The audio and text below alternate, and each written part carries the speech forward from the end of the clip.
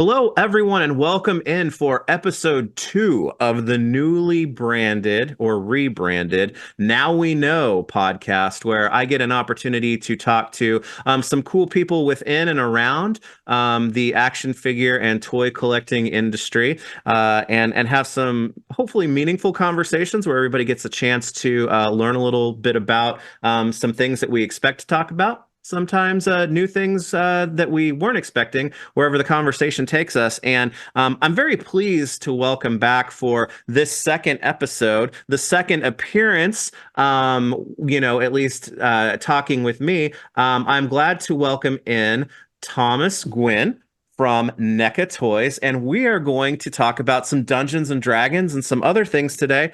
Thanks a lot for joining us again, and being so generous with your time. Thanks for having me again. It's always great to chat with you about everything. Yeah.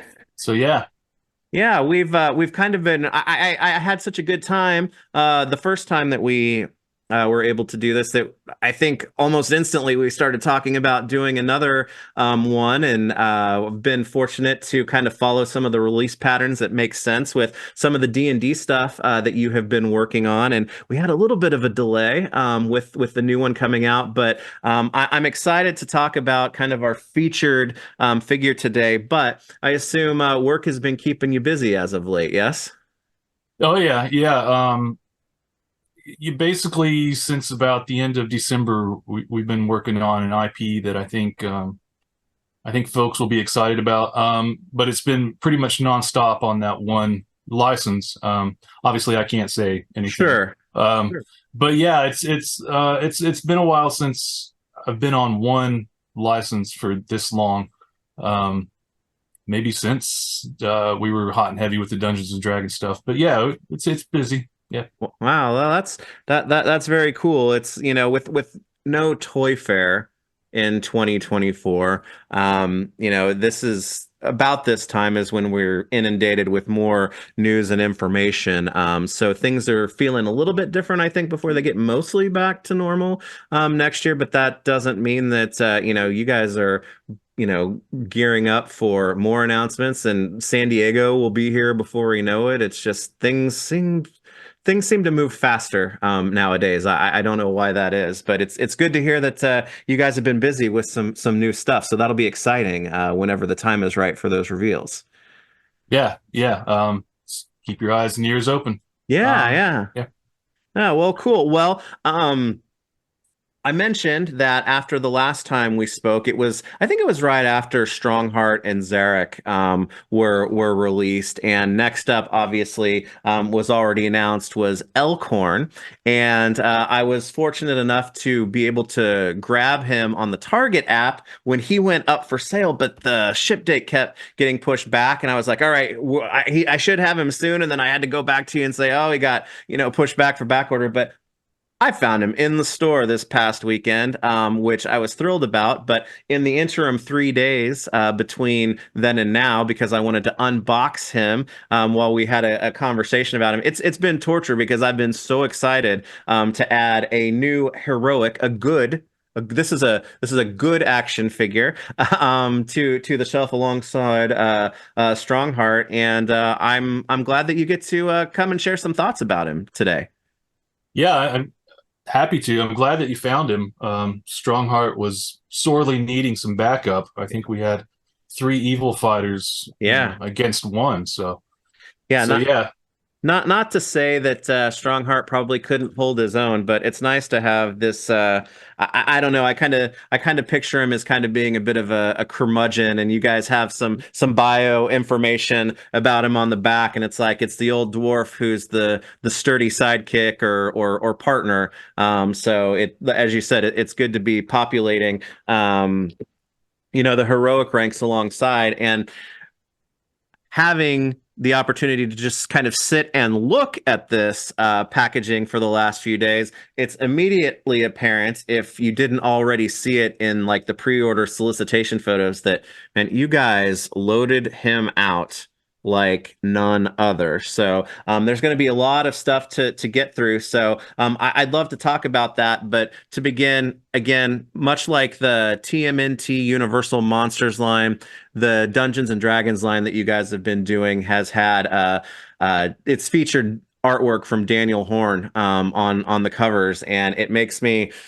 I cut the front flap of these off so I can keep the artwork. It's kind of hard to see because they're right there, but Yeah, yeah. I've got it lined up there because he just goes so well with this Mhm. property, I think. Yeah, I think he's who we've used from the beginning for all the packaging. Yeah, The Zarek one's my favorite one. yeah, Um, but all of them have been great. And I think, that was a decision probably made by Randy, wanting to throw back to that old painted style of yeah. card art that we used to get, with Masters of the Universe and all of it. So, yeah, the packaging's always great and has been. Um, the cross packaging, I think, is cool too. I got mine as well. Yeah. And if you line them up, I know everybody likes to put these on their bookshelves now and kind of line them Uh-huh. up, but It's yeah.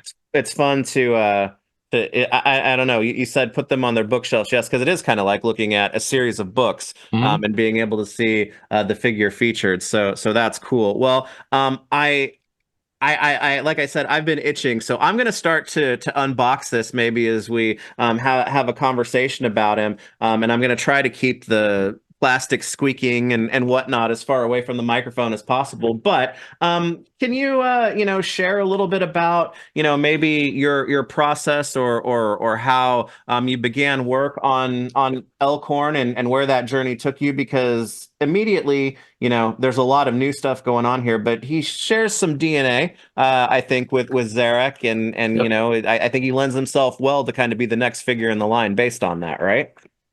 Right, and that was kind of the plan for this line. Obviously, you got to get reuse out of any line. I mean, Hmm. I know fans complain about it, but like, go all the way back to GI Joe, He-Man, you name it. Like Yeah. you got to get reuse. Um, so it was kind of planned to have as much reuse as we could, and hopefully, um, get one new figure in a wave with all new tooling that could then be used for a figure in like the next wave. Yeah. So that's kind of what happened with Strongheart and Zarek. Zarek being used for Elkhorn. Um, but yeah, so def I think feet. Looking at him right now, I got him on my desk. I'll wait. Not, I won't show anybody. But feet, hands, new, shoulder piece, head, obviously, belt. Yeah. But basically the body, the arms, and the legs. That's all Zarek. Well, and I have to admit, because of all the reasons that you listed, I am definitely an advocate for appropriate reuse when it happens because I feel like it gives us a chance to get maybe some other things within a release like this that we wouldn't have been able to get had 100% of the tooling had to go to like the figure itself. And I'm almost, it sounds weird. It's like I'm almost more impressed sometimes when some of that reuse becomes so seamless or invisible that it matches up so well, just like it does here, that it's like it's impressive to be able to think it's to me, and I don't know from like your perspective as a designer and sculptor, it's almost more like playing chess. It's like, okay, I'm Mhm. starting work on figure A, but I'm looking down the road as to see how can I maximize what I'm doing here to maybe fit in other places, right? Right, and that's a big part of the job at NECA. I don't think I'm as good at it as like Stefan Fulkins, Dave Silva when he was at NECA and worked on the Predator line. Mm-hmm. Like he was amazing at that. I think Trevor with the Turtle line does a really good job of it as well. But yeah, I mean, if you know, fans need to understand, like, if you want the line to grow and continue, there's going to have to be some reuse just because it's so expensive to make these things. Yeah. Um, Well, something too, I think that has become beneficial by this. Sorry, I'm just the, okay. We'll get to the accessories because stuff like this gets to happen. But I have not a full collection, but I have a good chunk of the vintage Dungeons and Dragons action figure line. And I love that Elkhorn figure from that line because he's so colorful and he's a different shape from everybody. But man, if you go back and look at him comparatively to like Strongheart or even Zarek, that's a little figure. Almost so that, you know, I guess being brought up with, Tolkien and some, other fantasy aspects, it's like he's almost too small to be a dwarf in that line. And what I really like here is that to bring him to use some of the pieces, like you said, it brings him up in stature to me, which is much more appropriate to, I think, what we picture as iconic or classical, sized dwarfs, right? Right. Yeah. I thought what we did with Zarek would have worked well for a dwarf, and all of the D&D novels that I've read, when I picture a dwarf like Brunor Battlehammer or Dragonlance's Flint Fireforge, they're not that tiny little guy. Right. They're brawny. They're in the fight. That original LJN figure, I think we may have mentioned it last interview, but I always thought he looked like a Disney dwarf. Yeah, yeah. That's I mean, he fits that. His color, because it was a toy in the '80s, so those colors were really brought out to pop. But also, to your point, I definitely see him stature-wise in that line more attuned to Doc and Dopey than say Gimli, right?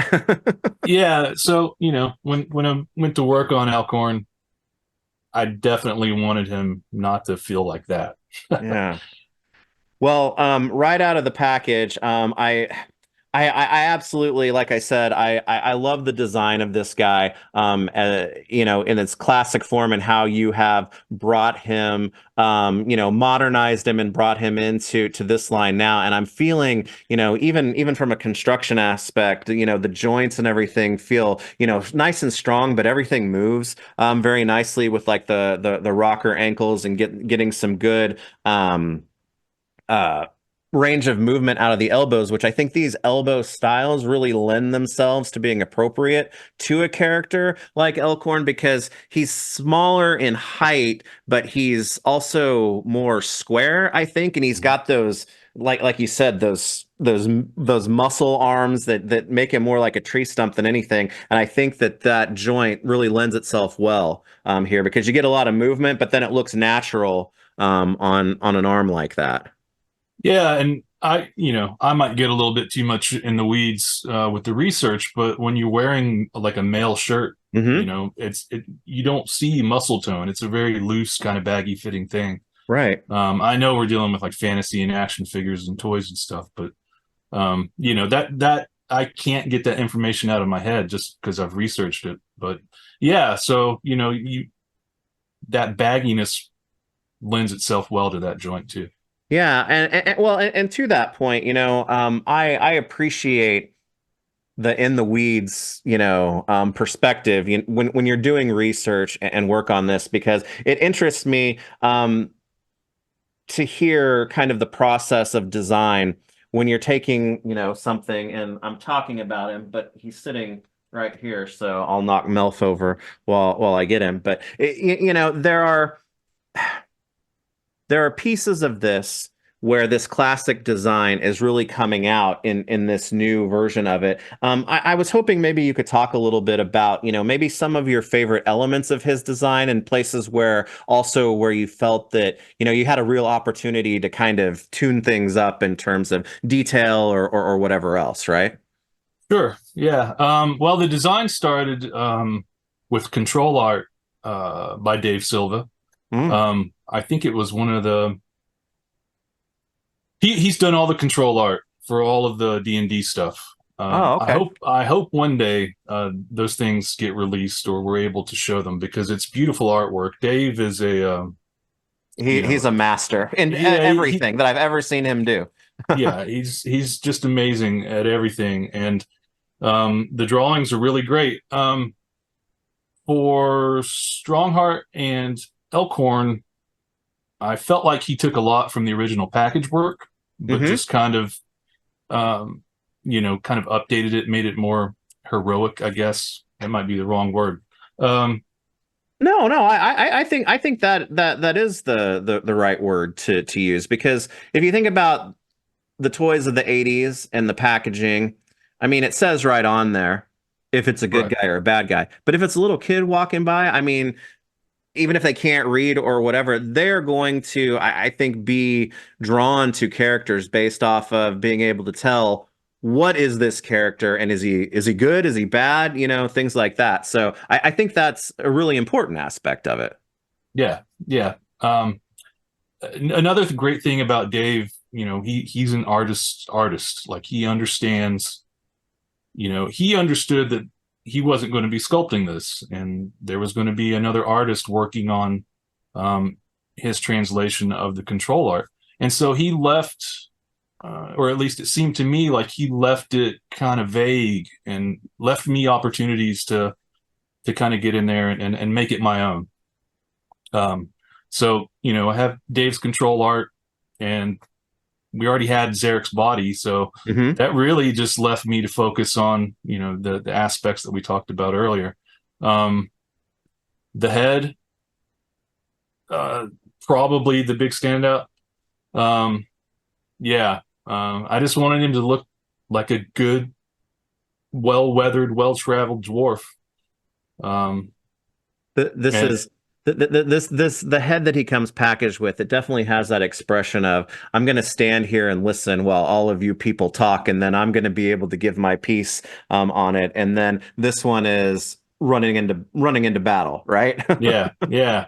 Um, so one of the things I really enjoyed getting into the head. I was kind of inspired by one of our friend of ours in New Jersey.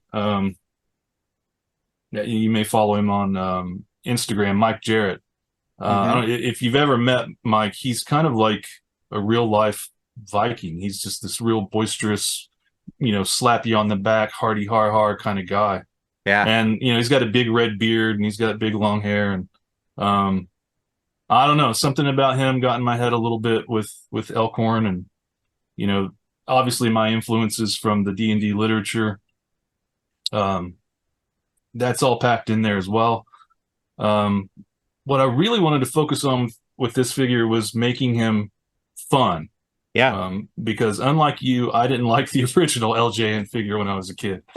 Uh, and I'm a huge fan of like being able to have as many accessories on the character as possible. So um, I knew that we had to do this backpack, and I wanted to figure out a way to be able to take it off so he could, be in battle, but also have him in his adventuring, you know, and I Yeah. wanted to be able to hold as much as it could.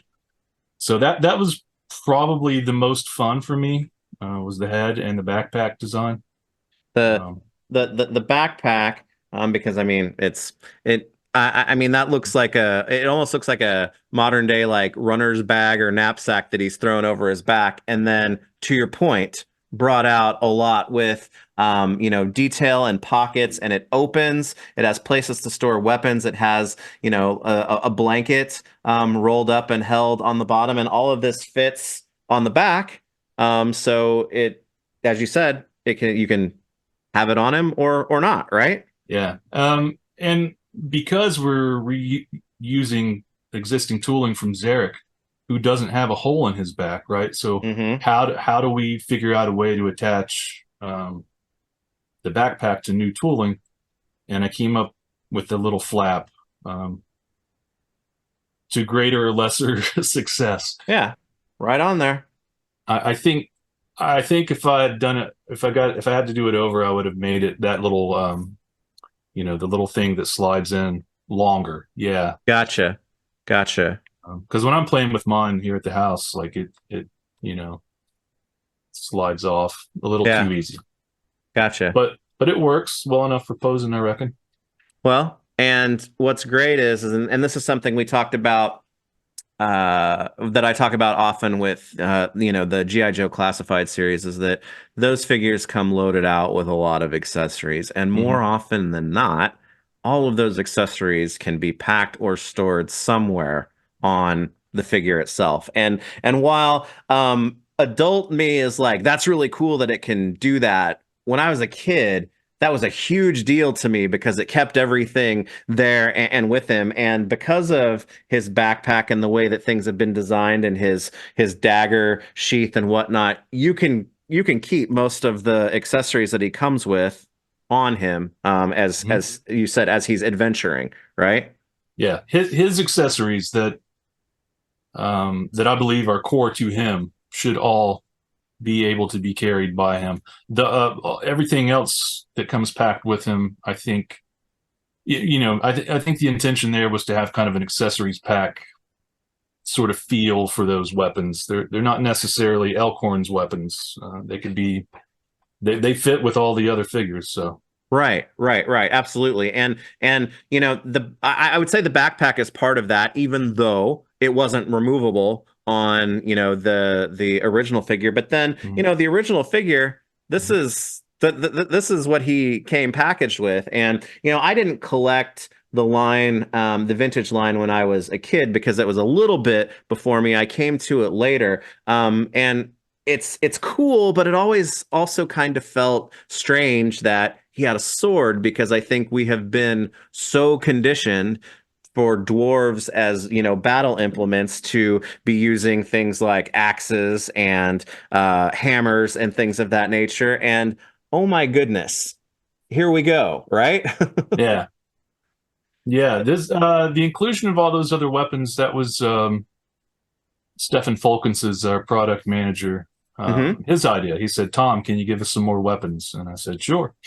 Yeah, So yeah. there you Well, go. designing dwarven weapons certainly sounds like a good time, and I like these carry thought and detail to them, obviously, like stuff that we would not have seen back in the day, but they are wholly appropriate here. And I like, even with the curve, like with the curvature of the axe, the straight line, geometric designs that are inlaid on the axe as well, because I think that hard angle or geometricness to it, that's another thing that I think that's kind of been built up as a dwarf trait over the years through various means that Yeah, that fits as well. So even with the curved blades, there's some hard lines there within the axe itself too.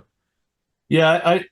I don't think that that kind of geometric kind of motif with dwarven design was as prevalent prior to Jackson's Lord of the Rings.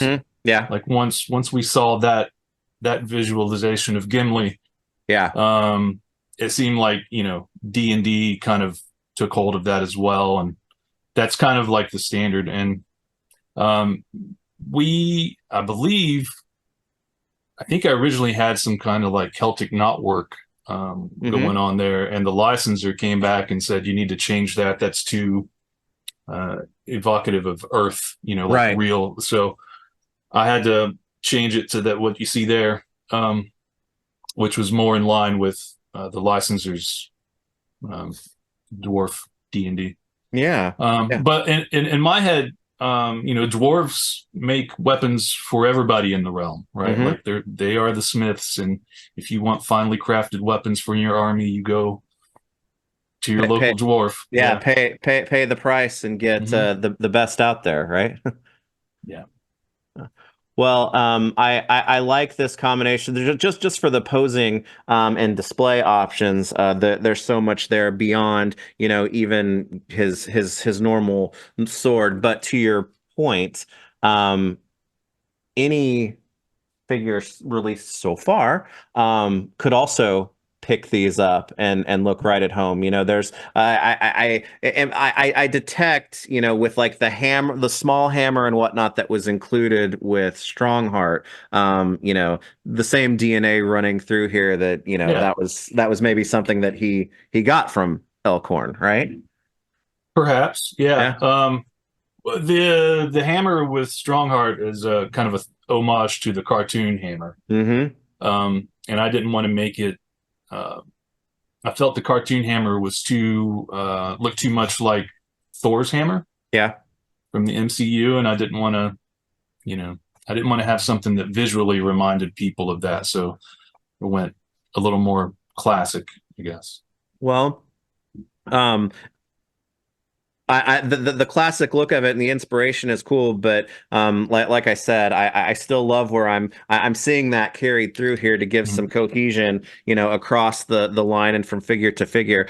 One of my favorite things when the pictures were solicited as well was the inclusion of the torch, because I think whenever you're creating a fantasy party or whatnot, this is something that becomes essential. But also, again, dwarves have that, draw or history within the mountains too. So it would be something that would fire and stuff like this is very at home with a character like him as well, right?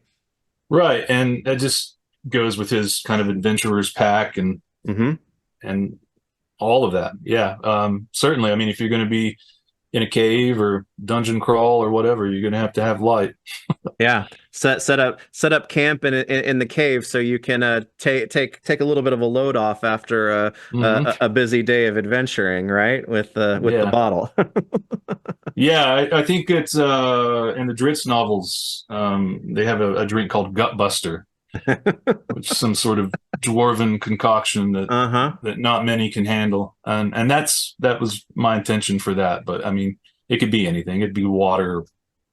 I this will now forever be for sure the bottle or flagon or whatever you want to refer to it as of gut buster, because that's too perfect on there.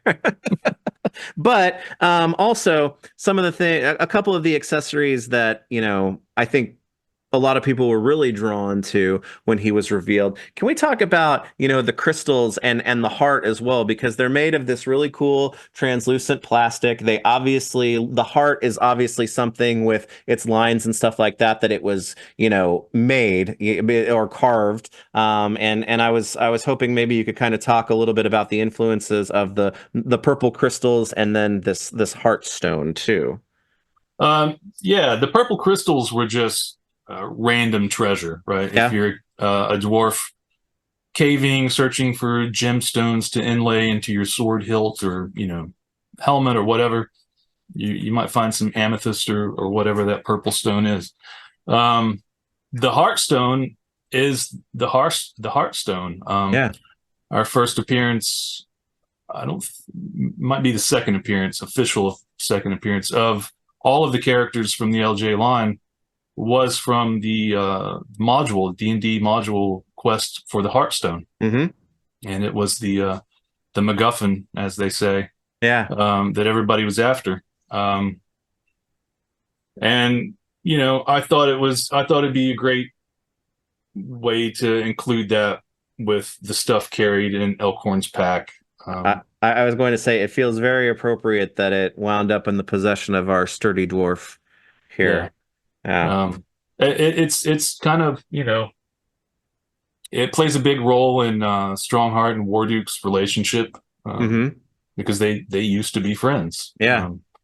And then the Heartstone, I think what it does is it magically enhances a person's inner self. Yeah. And so if you have leanings towards, chaotic evil or, evil or whatever, Oh, neutral gotcha. good or lawful good, it'll only enhance that. So when they found the Heartstone, Warduke got more evil, Strongheart got more good, and they hate each other now. Yeah. Now they're locked in eternal battle. Well, I did not realize that was that there was so much history behind that. So now I know, and I got to learn that today. But that just makes this an even cooler accessory to make sure that while he has the pack space to be able to hold such a treasure, this thing needs to be out and displayed and kind of I think in the center of the of the D&D display with this. Well,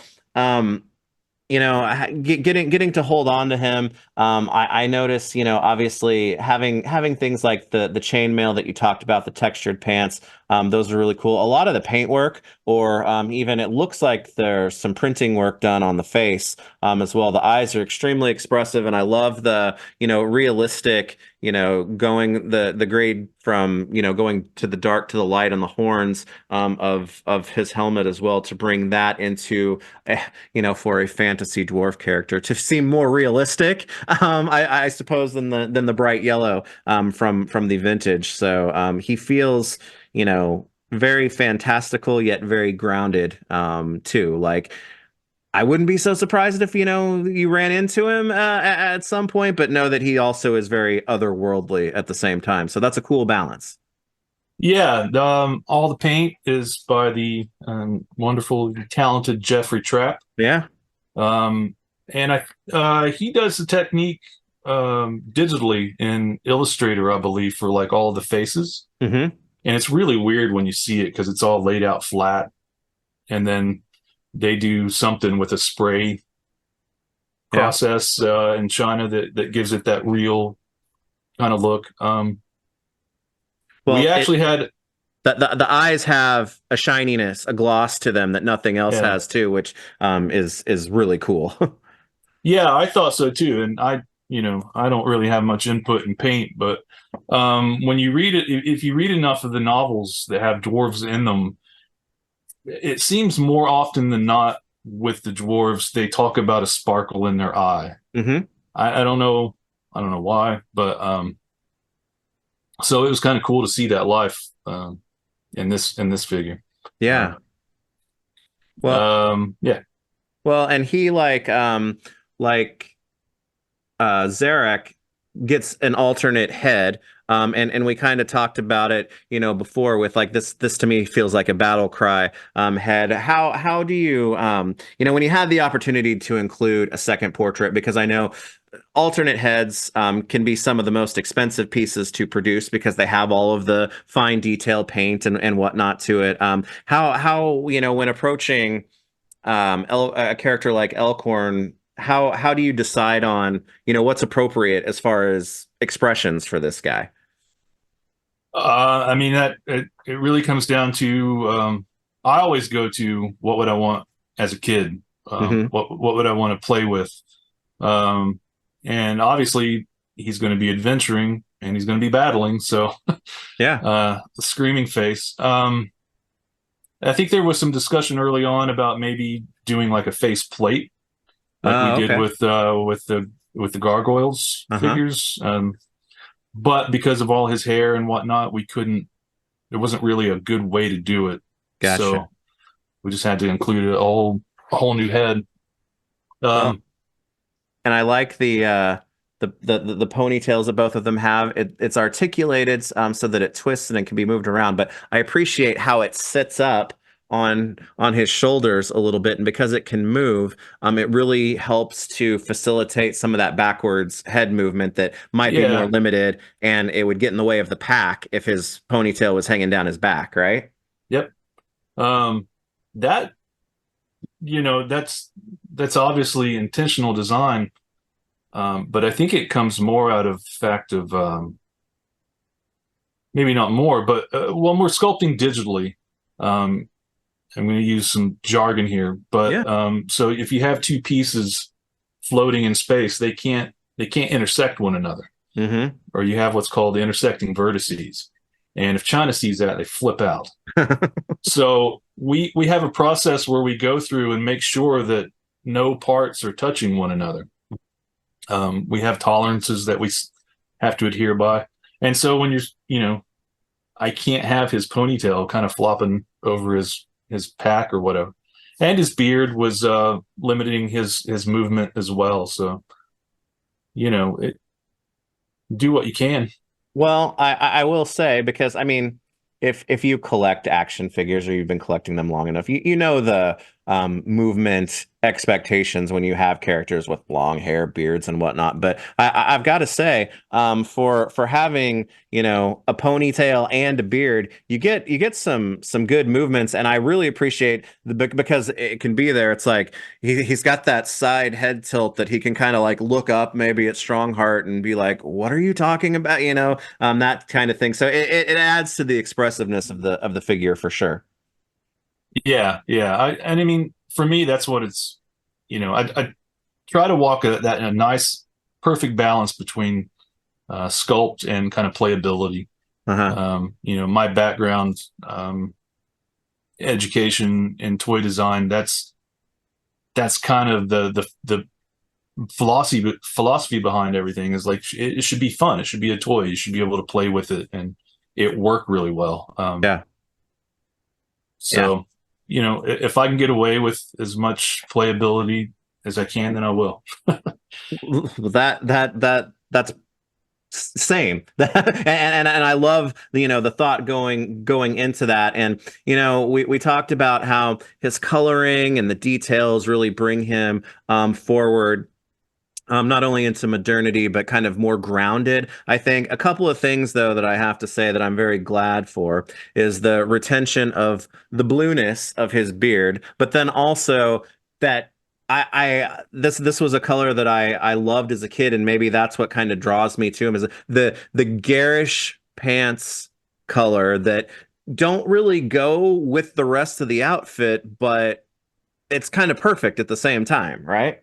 Yeah, it works. I think you got enough contrast with the blue in the beard and the red, on his helmet and belt buckle to kind of, break it up visually a little bit. Hmm. Um, yeah, I didn't think about it until people started sort of complaining about it online, but it's I've seen people say that they wish that it was like dirtied up or had a wash over it, but I don't think it needs it. No, I think it looks great. I don't either. I would say that if further decisions were made in other parts of the figure to eliminate that quality from these completely, maybe I could see that. But this doesn't have that because let's face it, I think we had a chance to see some pictures or at San Diego or at Toy Fair or something, an older version of the figure was out on display, and while the promotional pictures had the blue in his beard, there were another set or another sample of him that did not.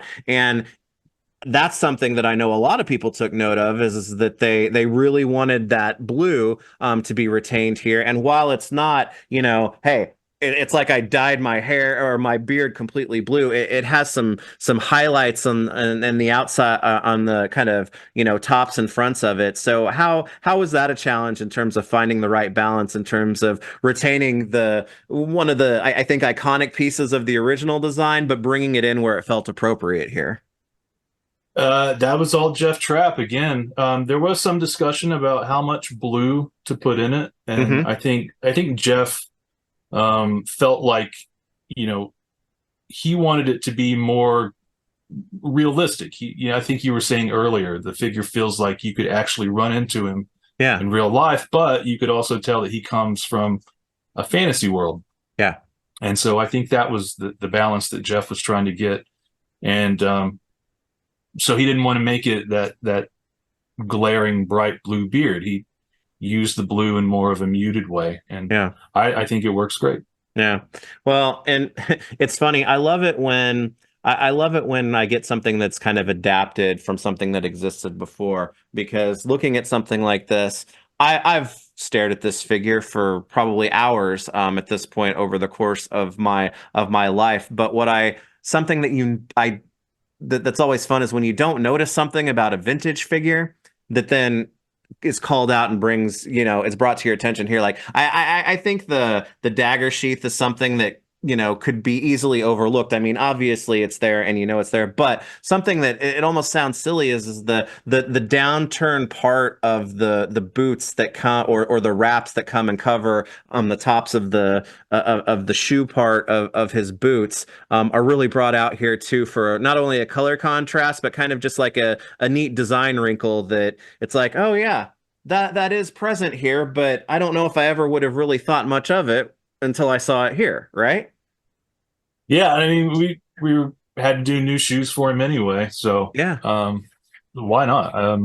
Also, the licensor has been really good about pointing out, hey, you know, we understand what you're doing, but the character needs this detail. It's missing that detail. That wasn't the case with those shoes, but it's happened in some of the other things. Hmm. Um, but yeah, I mean that was the goal, was to update these figures but bring all of the stuff we love about the classics along for the ride.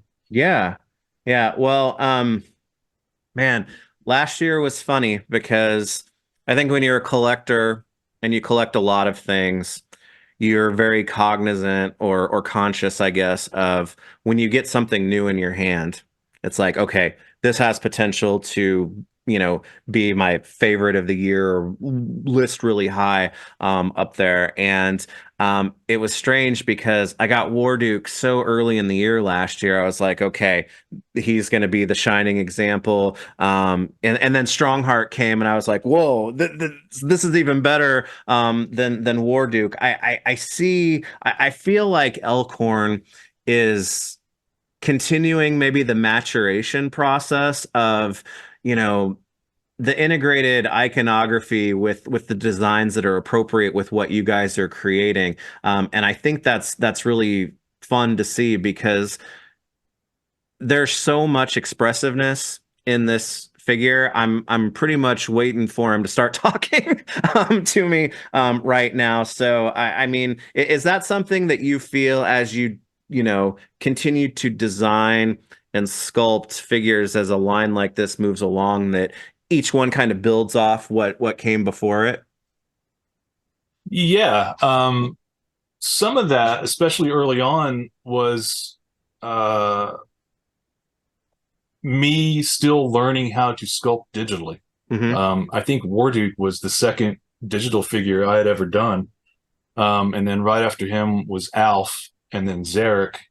So like if you play with Warduke, he may feel a little stiffer than Zarek, and then after Zarek was Strongheart, and Hmm. so yeah, there's a progression of skill. Yeah. But also with that skill comes the ability to put in some of that expressiveness, and I don't know, really just kind of cut loose and do that. I think with this line in particular, because we're not, it's not a movie character, right? It's Right. not. I don't have to make it look exactly like Arnold Schwarzenegger or Robert England or whatever. I can loosen up a little bit and fall back on education and experience and just the love of the character and the IP and try to put some of that in there.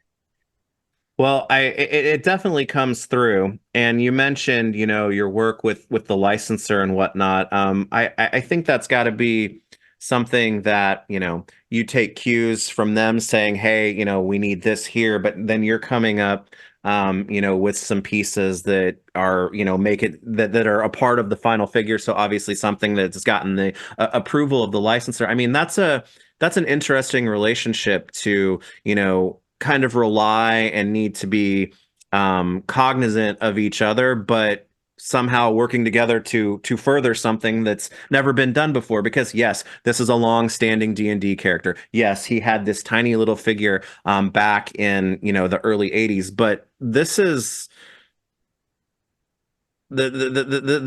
something that feels fully new but so familiar at the same time. So it's got to be kind of cool to be a part of that process, right? Yeah, I mean, it can be a headache sometimes. Sure. I don't want to say anything to get myself in trouble, but you know, I think NECA being a licensing company, right? Like Mhm. that's what we do. We work with licensors, so I think to a greater or lesser degree, we're better at it than most Yeah. because that's all we've done. Um, I don't deal with the licensor directly. That's Randy and Stefan Hmm. and the production guys, and they're great at it. They know how to talk to people. If there's a problem, that's brought to me, then I can explain why or Sure. whatever, and it all gets worked out. Uh, there was early on with the D&D stuff, it was kind of rough because I don't know. I, it was rough going there for a minute, but I think as we started going along and learning how to deal with one another as licensee and licensor, things got a lot better. Yeah, and that's a part of, any, not just professional, but any type of relationship, because Mhm. it's a coming to a point of understanding and trust too, right? It's Right, like right. um you guys being trusted with a revered property, you guys having the trust to be able to do things that you feel are within your vision for it Hmm. as well, and working hand in hand. And I just got to say that from the standpoint of a lot of lines that have, started or are currently going right now in recent memory, this one strikes such a nice balance, of the what was and now what it has become. And so I definitely want to, give credit to everyone involved, with that because man, these are so much fun. And um, just now being able to kind of let it go that all right, I finally got to unbox him and I'm getting to play with him and I'm probably not going to set him down for a few days. I'm already, like, okay, I'm ready for what's next. And I think that any collector has that. But at the same time, D&D's enjoying an anniversary this year too, right? The 50th anniversary. I'm Yeah. hoping that's going to mean some cool things, right? It should. I think we've seen already the Strongheart 50th anniversary carded Yeah. on the original LJN card. Um, And and actually, if you don't mind, I was going to actually bring up um, these because, to your point, we saw Strongheart. Here we go. We saw Strongheart maybe a couple weeks ago mhm. at this point, and we had a new full reveal today. But you guys are kind of doing these figures as part of the anniversary, right? Yeah. And honestly, I can't imagine anybody that's shocked by this. I mean, Yeah. it seems like, a no-brainer, really. It fits for like an anniversary piece, but also along with something that NECA, you guys as a company have Mhm. done in the past with things like Universal Monsters and whatnot too, right? Yeah, yeah, like the Remco carded Universal Monster stuff and Mhm. the Flash Gordon, Yeah, Defenders of the Earth. Yeah, I love the cards on these because they're so big and they're so like just kind of beefy. There's nothing flimsy about them. yeah, Great display pieces. Also, going again to that reuse, that could maybe help pay for another figure down the road. Who knows? sure. So and it's fun. You can't call yourself, an LGN D&D fan and not love this. Yeah, I I was super excited when they told me that we were doing this. and it's funny because you guys are gonna get me for this for these versions too, and possibly two of them because I want to open that Strongheart and play with them and display them and kind of rethink my display. It's like, okay, have that vintage one just in front of this one now and do it that way. But those colors that were used as colors often were in the 80s and still today to really draw your that I mean those bright blues, those light bright blues are really brought out here, Mhm. and following you know what you did from a sculptural standpoint in terms of how you realized Strongheart originally, but building those colors around what you did, right? To match the art that's on the card. That's the classic art, right? Actually, what I was getting ready to say, what I liked about the colors was that they matched the toy and Mm-hmm.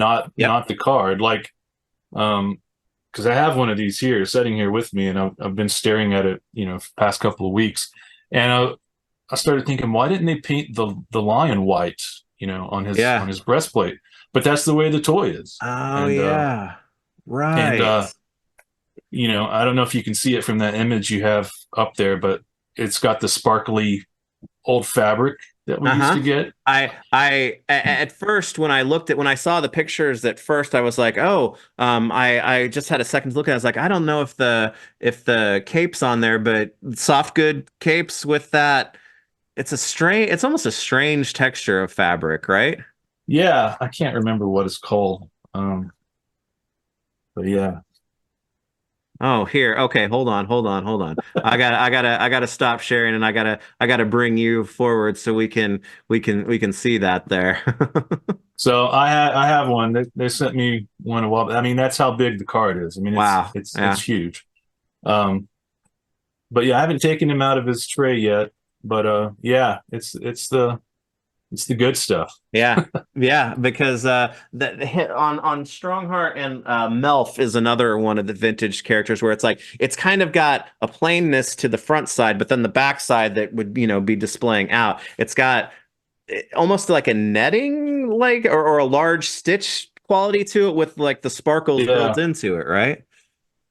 yeah. All mine are in a cabinet. Yeah, But yeah, I mean, if you're a fan of the original, you're gonna love this. I mean, yeah, it's even got that feel. yeah, But it's a little thicker, I yeah, think, than the original stuff. But yeah, just a great figure. yeah. And I haven't taken this one out yet. I guess. Oh, yeah. Let's. Well, I guess. today, this is Yeah. going to actually, be posted a few days later. But as of today, the second figure Mhm. from this 50th, are we calling it the 50th anniversary line or the retro line or whatever? Doesn't really matter because what really matters is what was revealed today, right? Yeah. Everybody's favorite. Yeah. There he is. The Such a huge card. Yeah, there he is. This. I think when I saw this Warduke, obviously it's like okay, this is the vintage toy inspired version, and I think when because Warduke was the first figure that was revealed when you guys announced this line. I think before people kind of had a good handle on just what this line was going to be, I think this is what people were kind of expecting to see at first. So it's kind of a cycle back to, okay, yes, we've got the main line, I guess, doing its thing. But this is the tribute that I think people were expecting or really wanted because Strongheart's got those light blues, but man, those yellows and reds and bright, Yeah. navy here, those stand out, right? Yeah, it's such a classic toy. 80s. I mean, if you see any 80s villains T-shirt or poster or whatever, you got Skeletor, Mumra, Yeah. Warduke's, right there with Megatron and Cobra Commander. Like, it's just such a classic look. I mean, everything you need to know is right there. He's bad. Yeah. And this was revealed via the preview for the Walmart Collector Con. So Mhm. he's going to be up for sale there. I saw, you guys have a few items up on that, but this is where I'm going first for sure to make sure that I grab him because I like having the different iterations and these different versions because they do feel different. I've got a lot of with a lot of stuff that I collect, it's like some companies like to do, toy updates. Some like to do like cartoon for the first time. Some do both. It's like I enjoy seeing those different incarnations. So having these in these looks is really a lot of fun. And the card back shows that there's more to come, It sure looks like it. I'm including always our a guy here. Yeah. Yeah, so if you want your Elkhorn to have a bluer beard, Yeah. there you go. And even and maybe even brighter pants and yellow yellow from the yellow sword and, Yeah, and yellow helmet from days of yore. and I always need more Xerix. I mean, Yeah. Yeah. How many are you up to? vintage, I think 45, Wow. That and 50 is on the horizon now. You're gonna have to do something special yeah, for that one. yeah, and I don't know how many of the NECA ones I have. Maybe like a half dozen. Yeah. Well, and Zarek, he's got he's got brighter color pops too. And maybe it looks like it's funny because his reds and his blues and his yellows are brighter, but his base or the the main parts of his legs and torso and whatnot, those look darker in black to match the vintage figure too, right? Yeah, yeah. The original, the first release Zarek from NECA, I think Jeff put like there's like a blue Hmm. wash over top of it, and I think this is just going to be straight black like the original figure. Yeah. Well, these are to me, if I was forced to choose, I would say these are the four most iconic figures from the vintage line, and so it just feels right getting them in this 50th anniversary collection together. So that doesn't mean that I wouldn't like to see possible more in the future, but I think you guys are doing just right to get these together in that way that feels very close to how we all remember, right? Yeah, yeah, and I think it'll be a lot of fun. I think they're keeping the good guys, bad guys evenly matched, and Hmm. you know, And even this little detail down here with the NECA in that classic, we'll just say that classic logo hmm look down here. You guys have a history of doing that with some other properties, but man, that looks so right on this, vintage inspired 50th anniversary Warduke card. So I'll be excited to get this. And from I guess I'm probably assuming because Warduke is going to be a part of the collector con. You have some samples in hand. We won't be maybe waiting too terribly long for these to be released. So I'm excited for that. yeah, yeah. They sent me a sample of Warduke and Strongheart. Gosh, maybe a month ago. It Okay, feels like, but that's not that shouldn't be an indicator of when sure. things are ready. Uh, so yeah, hopefully it'll be soon. Well, like I said, for something that these this property D&D, because I didn't grow up around people that were into D&D. It's like I would catch flashes of it when I was a kid, seeing stuff in stores and being fascinated by like miniatures and things like that. Catching, reruns of the cartoon at weird times and not really being able to kind of piece it all together. So I don't have that like ingrained nostalgia that it's been living with me my entire life. But I've taken a grand appreciation for all of it for like the past 15 years or so. So with the addition of Elkhorn, I gotta say that this is one of my favorite lines to collect right now, and I know everything is done and announced and revealed in due time, but I already can't wait to see what's next, and I hope that cool things are in our future for this line, man. Me too. Yeah, yeah, Uh, yeah, you never know. yeah. As you said, we're getting close. We're the bad guys, the villains are still somewhat outnumbering, the good guys, but we're getting close to alignment on there, and there's a lot of cool characters and designs that could still be done. So I'm excited to see what the future might hold. It's made me, these figures have made me. I had a small party of the vintage figures before, but the announcement of this line actually made me want to go back and get more of those. I don't have all of them yet, but discovering some of the crazier figures like Deeth or Hockler and whatnot. It's like, oh man, this figure is awesome, and man, I'd like to see guys like this updated.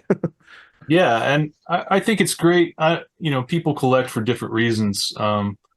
But I don't think you necessarily had to have had those figures when you were a kid I did to not. get into the NECA line, and use the NECA line as a gateway to go check out the vintage figures, Yeah. if you want. Like, I think anybody that's a fan of Masters of the Universe, or you know, uh, even modern stuff like Mythic Legions and all that, like this fits right in that. If you have a love of kind of that fantasy, medieval, whatever, go get it. Go buy them.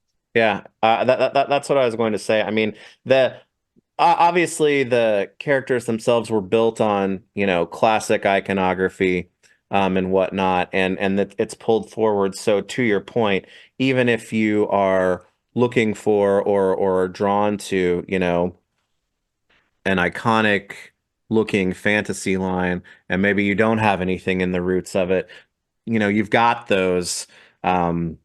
Characters. You've got your dwarf fighter, you've got the paladin, the evil guys. I mean, they all have that, you know, iconography that goes even past, a single property, right? Yeah, and you know, I would love to see definitely some of the other characters. I got to be careful. Yeah. I can't, Yeah. I can't say anything, even if I did know anything. But Yeah. yeah, I would love to see the wizards get made. Ringle, Ren, and Kellic. Yeah. If for no other reason, then that's kind of a very important part of D&D Hmm. campaigning, right? The Yeah. magic users, and you know, Well, how is your personal quest in terms of like the vintage line going, as far as your collection? Because you collect the vintage figures as well, don't you? yeah. All I have left is Hawkler. Hockler's the That's last one, huh? the last Uh, one. I He's uh I got a little bit of a beater, with no accessories and whatnot, but I got lucky because a friend found him for me. It's a cool figure, and it's like, oh yeah, obviously this guy wasn't running around like bare chested. His shirt is just, slightly different color from his flesh tone, right? hmm Yeah, we talked about this last interview. Yeah. Yeah, he's just hard to find. Like when he does show up on eBay, even a beater with no weapons is pretty pricey. Yeah. And I think complete, he's like over $400. Like, Gosh. so unless I find one like at a yard sale or someplace, I don't know that I'm going to be getting one anytime soon. Yeah, Um, I'm kind of up D. I don't have a Deeth for some reason, and I don't have a Man Doom. Those are the two that I've kind of been watching the most, as far as the next addition to mine. I got really lucky. It was about a year ago now. Last year I found all of the shield shooters Wow, for a really great price, all complete, that's just really awesome. nice. Just blew my mind. Yeah, and I think I'm up to like three or four Battlematic Xerix now. Nice. I got my first Battlematic Elkhorn last year. Yeah. Well, So I mean, obviously, I know that Zarek is your guy, and Hockler is up there too, and I love both of those too. I'll tell you, I was quite taken with Mercion as a vintage figure, and man, I'd love to see a female figure like her make it into a modern line too, because it's like she's just got a really solid design in and of itself, and plus it's cool to get a female in a line that it's a vintage male action figure line, so the females were kind of limited, but she would definitely be a cool one to add as well. I love that figure. oh, here's my dog. Uh, Sorry. yeah, I think there's only three females in the line. It's Hmm. Mercion, Deeth, and Skyla. Yeah. And And Skyla, you guys had to bring out Skyla because she hadn't been, she wasn't in that vintage line. she was one of the little miniatures. Yeah. They did those little static miniature figures, but other than that, no, she hadn't. She was part of the Lost Wave, Yeah. which NECA put out for the San Diego exclusive. Yeah. Um, yeah, Mercion. She, if we were to do her, and Yeah, absolutely. I've looked at all the figures and studied them and just tried to figure out, how how could we get reuse out of them, because we have to do that. Hmm. But she shares. I think you could use Mercion to build a Deeth, Yeah. because if you take Mercion's cloak off, she's got that armor, Hmm. um, and then Deeth, that's all she is. Yeah. So I think it's possible, but you just have to wait and see. Yeah, and that's the hardest part, but I'll be waiting in great anticipation. Like I said, now that Elkhorn has joined the throng, and we're gonna have some 50th anniversary figures added. I can't wait to see what's next, and it's this line is so much fun. So kudos for that, and I hope that you get to do everybody because I love it. I love it. I love it. Yeah, thank you. Yeah, if it were up to me, this is what I would work on for the next 10 years. Yeah, yeah. But yeah.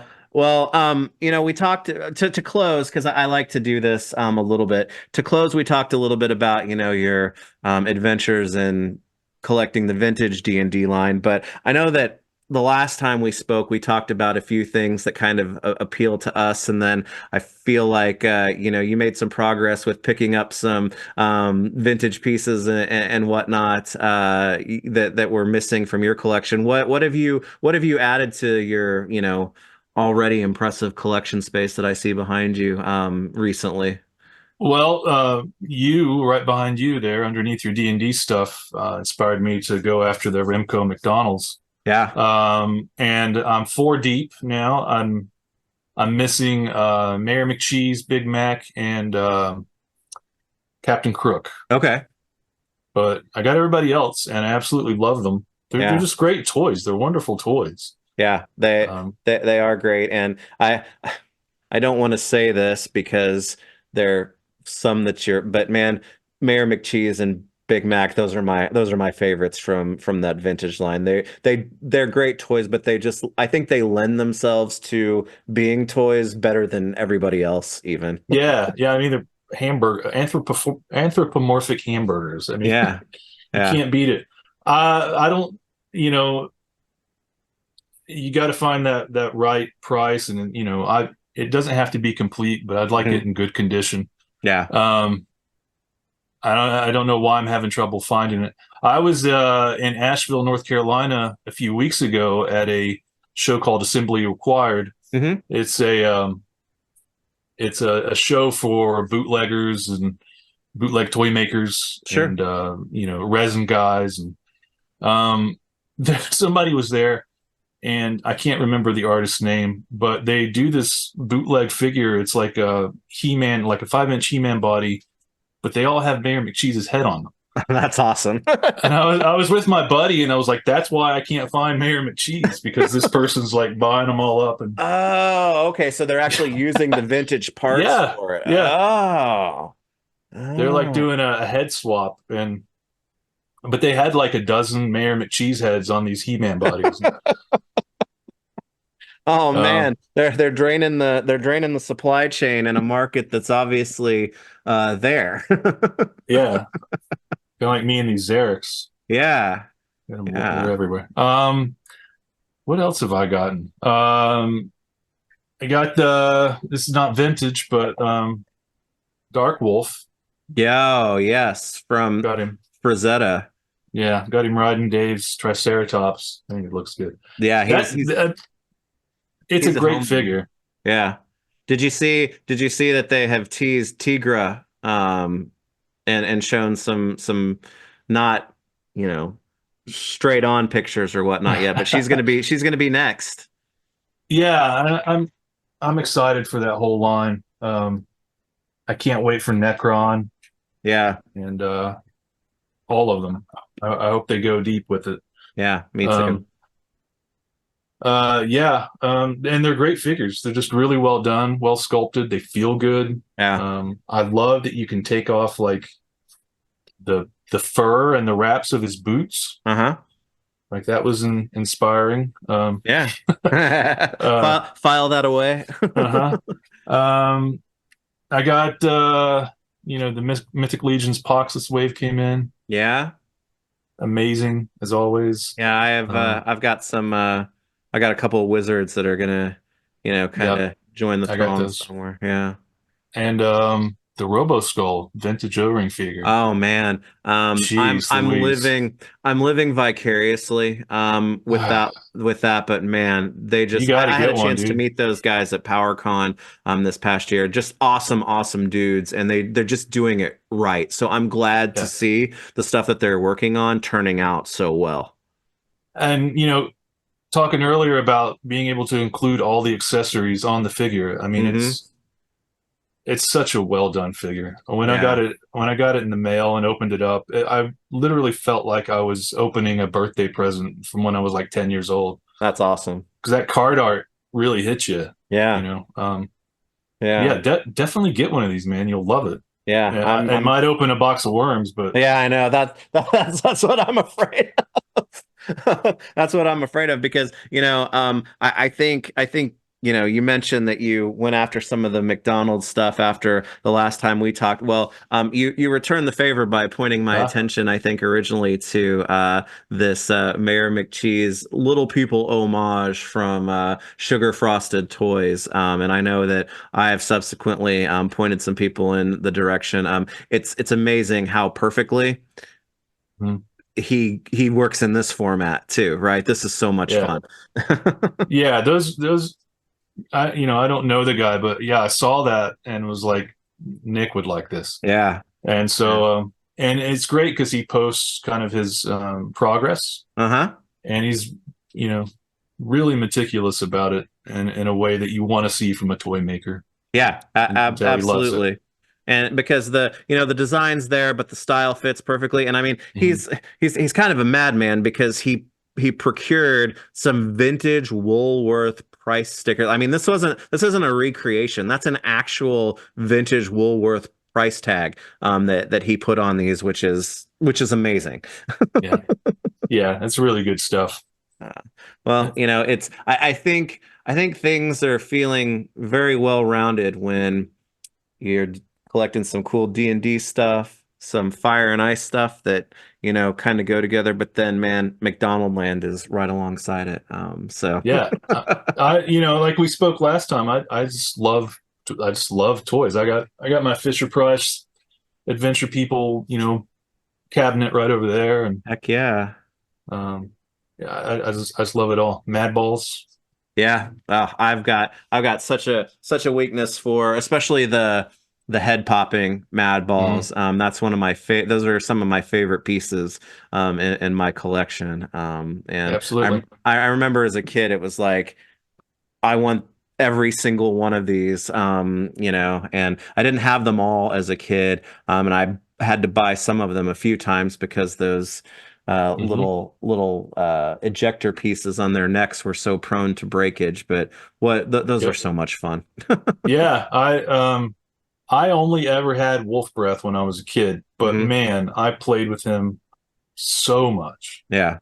Like there was a summer where that was like he didn't leave my side. Yeah, I Dustbrain and Skullface were always my two favorites, and I know I went through multiples of those as a kid because I was like you, I played with them every single day, and they didn't always the ejector part, the hook or whatever that Hmm. was in there, it was razor thin. It Hmm. didn't always stand up, but I love those vintage figures so much. So I'm very glad I'm sitting right in front of them, but I'm very Yeah. glad to have those in the collection.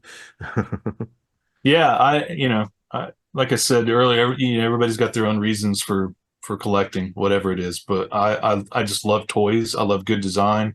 Yeah. Um, you know, I I don't know what else to say. No, no, Yeah. I think that's the perfect way to put a pin in it because it comes through in the stuff that you talk about that you enjoy, but it also is really coming out in the work that you're doing on the NECA Dungeons and Dragons line, which just added its newest member to the party, Elkhorn. So, Tom, thanks so much for coming on to the Now We Know podcast and talking about him a little bit and the 50th anniversary figures that will be coming. I can't wait to get those. I can't wait to see what's going to be next, and I can't wait to get a chance to hopefully talk to you about them again in the future, man. Yeah, thanks for having me. Always great to talk. And anytime. Yeah, all right. Well, cool. Well, like I said, thanks for being generous with your time. Keep up the awesome work, and to everybody else, thanks for joining us. And be on the lookout because Elkhorn is out there now, and uh, Warduke is going to be hitting the Walmart Collector Con next week. So be sure to grab him up on their website. So until next time, everybody, we appreciate it, and we'll catch you then.